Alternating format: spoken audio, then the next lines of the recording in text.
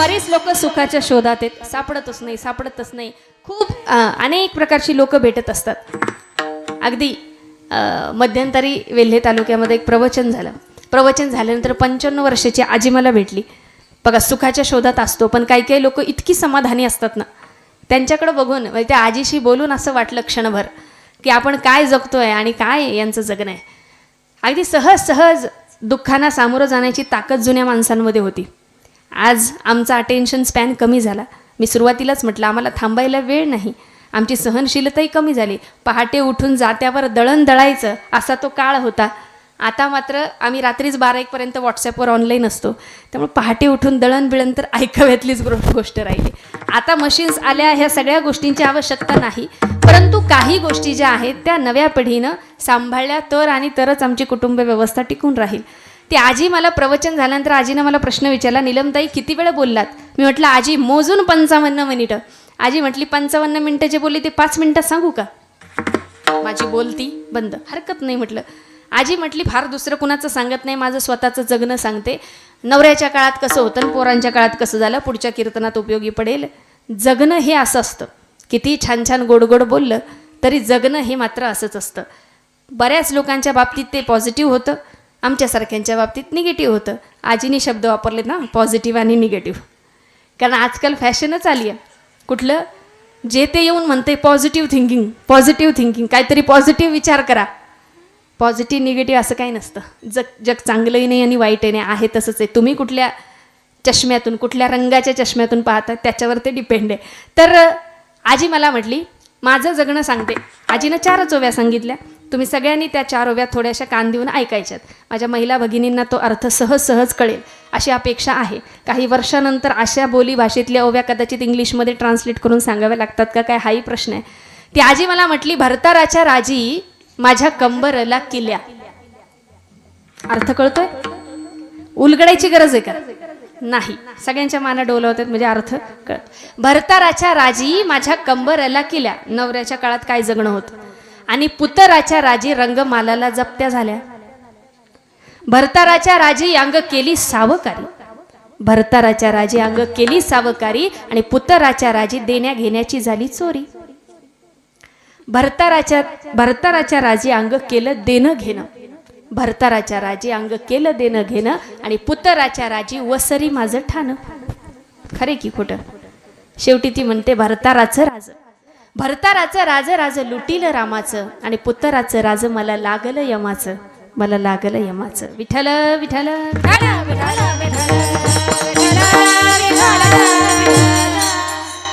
4 ओव्यात जगणं मांडलं. आणि म्हणून समाधान सुख आपल्या मानण्यावर आहे. आणि म्हणून संतांनी आम्हाला काय दिलं असेल हो, भक्ती भाव जर असेल तर ते समाधान आपसुकच आम्हाला मिळेल, हा विचार त्यांनी आम्हाला दिला. एका जगप्रसिद्ध तत्ववेत्याचं वाक्य, तो असं म्हणतो, my own mind is my church. मनासारखं दुसरं तीर्थक्षेत्रच नाही. आधी आमची मनं आम्ही पवित्र केली पाहिजे. मगाशी म्हटलं अनेक प्रकारची लोक समाजात आम्हाला दिसतात. आम्ही कुठं आणि कसं बनायचं आमच्या हातात आहे. काही लोक मी अशी पाहिली की फार कमी बोलतात पण त्यांचा इम्पॅक्ट चांगला असतो. काही लोक इतके बोलतात पण काही फरक पडत नाही. काही लोक मी अशी पाहिलेत की फक्त शिव्यांमध्येच बोलत असतात. उठलं की शिव्या, बसलं की शिव्या, जेवताना शिव्या, झोपताना शिव्या. कुठेतरी मी असं बोलले, कार्यक्रम झाल्यानंतर एक जण हळूच कानात येऊन म्हटला, नीलमताई मलाही अशी फार सवय आहे की म्हणे एखाद्याचं कौतुक जरी करायचं असेल ना तरी मी शिव्या दिल्याशिवाय करू शकत नाही. बरोबर ना? शिव्या देणारी सगळीच लोक वाईट आहेत का? परिस्थिती माणसाला वाईट बनवत असते. आणि म्हणून सामाजिक सौख्य राहावं याकरता सुद्धा संतांचं कार्य आहे. बरोबर?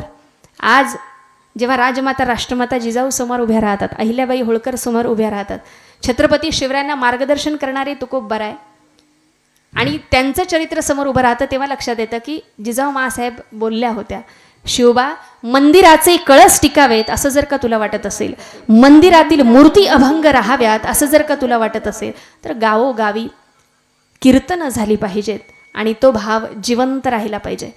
आणि म्हणून मी विचार केला की राजमाता राष्ट्रमाता जिजाऊ नवरात्रीमध्ये महिला शक्तीचा जागर करतो आहोत. काय ताकद असेल त्या महिलेमध्ये. राजमाता राष्ट्रमाता जिजाऊंचं चरित्र तुम्हा आम्हा सगळ्यांना ज्ञात आहे. मी सहज विचार केला, आजपर्यंत जिजाऊंवर खूप बोलले, पण क्षणभर येता येता माझ्या मनात विचार आला की 11 महिन्याच्या बाळाला सोडून कीर्तनाला उभं राहणं, तेव्हा क्षणभर म्हणजे या 5 मिनिटामध्ये 1000 वेळा विचार केला, राहील की काय, रडेल की काय, झोपतंय ते छान राहते, पण तरी पण मनात विचार येऊन गेला. अफजल खानाच्या भेटीला आपल्या लेकराला पाठवताना त्या माऊलीची काय अवस्था असेल हा विचारसुद्धा करू शकत नाही. पण म्हणून इतका मोठा इतिहास आम्हाला लाभला. त्यांनी काय केलं तर त्यांनीही संत महंतांची पूजा केली. आणि वारकरी संप्रदाय तुमच्या माझ्या जीवनामध्ये हा वारसा घेऊन आला. सांगायचं तात्पर्य हे की ज्या परंपरेचे आम्ही आहोत, ज्या भूमीमध्ये तुकोबारांची विचारधारा जिवंत आहे, त्या भूमीमध्ये आम्ही बसलेलो आहोत. म्हणून विचाराचा विचार होणं नितांत गरजेचं. विठ्ठल विठ्ठल विठ्ठल विठ्ठल विठ्ठल विठ्ठल विठ्ठल. म्हणून भक्ती जी आहे ना ती आजच्या काळामध्ये नात्यांमधली भक्ती आम्हाला साधता येईल का? म्हणजे आई मुलाचं नातं, बाप लेकाचं नातं, नणंद भाऊजाईचं नातं, जावा जावांची नाती जुन्या काळापासून जुन्या लोकांनी सांभाळली. ती नात्यांमधली भक्ती जर आम्हाला साधता आली तर मला वाटतं नवविधा भक्ती त्यापेक्षा वेगळी काही नाही. श्रवणम कीर्तनम विष्णू स्मरणम पादसेवनम अर्चनम वंदनम दास्यम सख्यम आत्मनिवेदनम. पहिली भक्ती म्हणजे श्रवण भक्ती. तरी अवधान एकले तिजे मग सर्व सुखासी पात्र होईजे. तुम्ही हे जे ऐकताय ना ही श्रवण भक्ती आहे. कीर्तन भक्ती हीच आहे. श्रवणम कीर्तनम विष्णू स्मरणम, स्मरण भक्ती म्हणजे चिंतन करणं, भगवंताचं स्मरण करणं, ही झाली तिसरी भक्ती स्मरण भक्ती. चौथी कोणती? पादसेवन म्हणजे चरणाची पूजा करणं. श्रवणम कीर्तनम विष्णू स्मरणम पादसेवनम 4 झाल्या. 5वी भक्ती आहे अर्चन भक्ती. म्हणजे काय तर दगडाची मूर्ती असू द्या किंवा कुठलीही मूर्ती असो, मूर्तीची पूजा करणं ही झाली अर्चन भक्ती. त्यानंतरची आहे वंदन भक्ती. वंदन भक्ती म्हणजे नमस्कार करून प्रार्थना करणं ही झाली वंदन भक्ती. अर्चनम वंदनम दास्यम सख्यमात्मनिवेदनम. दास्य म्हणजे जे आजच्या अभंगामध्ये वर्णन केलेली भक्ती आहे, दास्यत्व जे हनुमंतरायांनी केलं. गुरुकुल पद्धतीच्या शाळेचा तो कॅम्प होता आणि अगदी कोर मेळघाटामध्ये अगदी जंगलामध्ये 2 दिवस वास्तव्य होतं. तेव्हा जीवन पाहायचं होतं आणि तिथं असताना वाचनातून गेलं गरुड नावाचा पक्षी 70 वर्ष जगतो. किती वर्ष? 70 वर्ष. ह्या गरुडाचं सगळ्यात आवडतं खाद्य जर कुठलं असेल ना, कुठलं? सर्प. आणि सगळ्यात विषारी असा जो असेल सर्प तो त्याचं सगळ्यात आवडीचं खाद्य. आम्हाला एखादा आवडता पदार्थ विचारला तर काय उत्तर येईल? अगदी इथपर्यंत खाल्लंय तरीही त्या पदार्थाचं नाव घेतलं की टचकन असं जिभेवर पाणी यावं, तो आपला आवडीचा पदार्थ. तर त्या गरुडाचा पदार्थ, गरुड त्याच्या नावातच किती ताकद आहे बघा. सामर्थ्यवान पक्ष्यांमध्ये गरुडाची गणना होते. हा गरुड ज्यावेळी त्या गरुडाचं आयुष्य कसं असतं बघा. त्या गरुडाचं जेव्हा लग्न होतं तेव्हा ती मादी गरुडीन त्या गरुडामध्ये 2 गोष्टी बघते. एक म्हणजे त्याला झेप घेता आली पाहिजे आणि दुसरी गोष्ट म्हणजे त्याला भरारी मारता आली पाहिजे. झेप आणि भरारीमध्ये काय फरक आहे? हुशारी आणि चातुर्य, शहाणपण यात काय फरक आहे? माऊली फार गोड लिहितात बरं का. ते आपल्याला नाही साधू शकत, आपल्याला ते उलगड सांगता येत नाही. माऊली आम्हाला ते अगदी पटवून देतात. येथ चातुर्य शहाणे झाले, प्रमेय रुचीसे आले, एक एक एक ओवी जगण्याला नवा आयाम देते. हो, तर तो गरुड नावाचा पक्षी, मग त्याचं जेव्हा लग्न होतं तेव्हा ते 2 जण आपलं घर शोधायला बांधायला सुरुवात करतात. मग 1 BHK 2 BHK असं काहीतरी असेल त्यांचं प्लॅनिंग वगैरे. मग ते समुद्राच्या किनारी जातात आणि भल्या मोठ्या उंच झाडावर त्यांचा 1 BHK बांधतात. मग काय भलं मोठं घरटं नसतं ते आपलं, त्यांना मावेल इतकं ते घरटं. आणि मग त्या गरुडाला त्या दोघांना ज्यावेळी बाळ होतं तेव्हा आता झेप आणि भरारीमध्ये काय फरक आहे हे आधी मला सांगायचं आहे.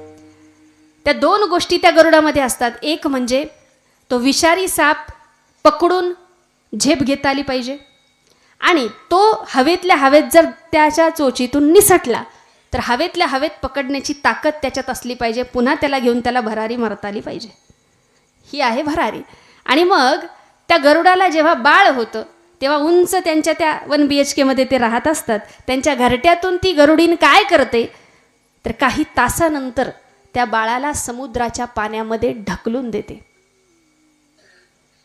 अंगावर काटा आला असेल एवढं ते छोटंसं लेकरू, त्याला समुद्राच्या पाण्यात ढकलून देते. ते जर पाण्यात गेल्यानंतर झेप त्याला घेता आली तर ते जिंकलं, पण ते बुडायला लागलं तर तो गरुड जातो, त्या बाळाला घेऊन पुन्हा घरट्यात येतो. ती गरुडीन काही वेळानं पुन्हा त्याला त्या पाण्यात ढकलून देते. जोपर्यंत त्याला झेप घेता येत नाही ना, दिवसभर हा कार्यक्रम चालू असतो. कशासाठी? आपल्या बाळाच्या पंखात बळ यावं याकरता. म्हणून एका बाजूला शांत संयमी असणारी स्त्री दुसऱ्या बाजूला कणखर होते. त्या गरुडिनीमधली असलेली आईसुद्धा किती कणखर झालेली पाहायला मिळते. आणि म्हणून स्त्री शक्तीचा जागर करताना या दोन्ही बाजू सांगणं नितांत गरजेचं आहे. आजच्या काळामध्ये आम्हाला संतांनी काय दिलं असेल तर हा सगळा विचार पोचवण्यासाठी एकतरी ओवी अनुभवावी हा विचार दिला. म्हणून मी म्हटलं नाती सांभाळण्याचं कामसुद्धा घराघरातली स्त्री करत असते.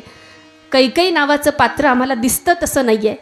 रामायणामध्ये बंधुप्रेम जे आहे ते आम्हाला घेता आलं पाहिजे, ते सांभाळता यावं म्हणून रामायणातल्या स्त्रियांनी खूप वेगवेगळ्या भूमिका निभावलेल्या आहेत. आणि म्हणून जेव्हा रावण म्हणजे शेवटी रामानं रावणाला बाण मारला ना, शेवटी रावण मृत्यूच्या दारात या रक्ताच्या थारोळ्यात, अशा वेळेला रामाला काय म्हणतोय, देवा सगळं होतं माझ्याजवळ, काही नव्हतं असं. रावण किती श्रीमंत होता. लंके माझी घरे किती ती ऐका, सांगत असे संख्या जैसी तैसी. 5 लक्ष घरे पाषाणांची जेथे, 7 लक्ष तेथे विटेबंदी. कोटी घरे जेथे काशा आणि तांब्यांची, शुद्ध कांचनांची सप्तकोटी. तुका म्हणे ज्याची संपदा एवढी. एवढा ऐश्वर्य संपन्न राजा रावण की त्याच्या संपत्तीचं वर्णन तुकोबऱ्यांनी अभंगातून करावं. तो रावण म्हणतोय, देवा सैन्य तुझ्यापेक्षा जास्त होतं, सगळं काही माझ्याकडं होतं, तरी आज युद्धामध्ये मात्र तुझा विजय आणि माझा पराजय कारण काय? देव म्हटले कळालं असेल तर सांग. रावण म्हणतो, आज देवा तुझा विजय आणि माझा पराजय याचं कारण म्हणजे देवा तुझा भाऊ तुझ्यात होता आणि माझा भाऊ माझ्यात. ज्यांना कळालं त्यांना कळालं, बाकीच्यांना हळूहळू जाता जाता कळेल. कारण आता 10:30च्या पुढं गेलोय आपण, त्यामुळं आता ती थोडी पेंग यायला लागलेली आहे. पण अशी पेंग येतानाच काहीतरी असं भारत असतं, पण साधं सोपं बोललं पाहिजे. तर रावण म्हणतोय, देवा तुझा विजय ना माझा पराजय कारण काय? की देवा तुझा भाऊ तुझ्यात होता आणि माझा भाऊ माझ्यात. देव म्हटले बंधुप्रेमाबद्दलच बोलतोय, पण दृष्टिकोन बदल. देव काय म्हणतात ते फार महत्त्वाचं आहे. देव म्हणतात आज माझा विजय तुझा पराजय आहे, त्याचं कारण काय? की तू राज्यासाठी तुझ्या भावाला लाथ मारली. तू राज्यासाठी तुझ्या भावाला लाथ मारली. कोण म्हणते? देव. कुणाला? रावणाला. की तू राज्यासाठी तुझ्या भावाला लाथ मारली आणि मी भावासाठी, वाक्य पूर्ण करा, राज्याला लाथ मारली. बरोबर? म्हणून माझा विजय, म्हणून तुझा पराजय. गोष्ट एकच आहे, पाहण्याचा दृष्टिकोन वेगळा आहे. आम्हाला हा दृष्टिकोन विकसित करता आला पाहिजे. आम्ही निष्कर्ष काय काढतो यावर बऱ्याच गोष्टी अवलंबून आहेत. आणि म्हणून कोण आहोत, इथं कशा करता आलो आहोत, काय करतो आहोत आणि काय केलं पाहिजे. आजची पिढी अत्यंत हुशार आहे, त्यामुळे निष्कर्ष चांगले काढले पाहिजेत. मला आवर्जून सांगावं असं वाटतं की अनेक कीर्तनं झाल्यानंतर मी असे 5वी 6वीच्या पोरांना विचारत असते, बाळा कीर्तनातून कसं वाटलं, काय वाटलं. A to Z to the point काही पोरं दृष्टांत सिद्धांत सहित सांगतात. एवढी आजची पोरं हुशार आहे. एका कीर्तनामध्ये सहज एकाला उठवलं आणि विचारलं, सांग रे बाळा काय सुरू आहे? तो म्हटलं महाराज कीर्तन सुरू आहे. म्हटलं कीर्तन सुरू आहे, मलाही माहिती तुलाही माहिती, कीर्तनात काय चालू आहे? तो म्हटलं महाराज हे जर का आम्हाला कळालं असतं तर इतक्या लांबून तुम्हाला कशाला बोलवलं असतं? शेजारच्याला म्हटलं तू सांग. तो म्हटला सांगणार. म्हटलं मग सांगणार तर सांग की. तो म्हटलं नाही एका अटीवर. म्हटलं काय? कार्यक्रम झाल्यावर अर्ध पाकिट द्यावं लागेल. एवढी हुशार आहेत पोरं, त्यांना काही सांगावं लागत नाही. म्हणून जितक्या चांगल्या गोष्टी द्याल ना तितकी ते वेगानं आत्मसात करतील.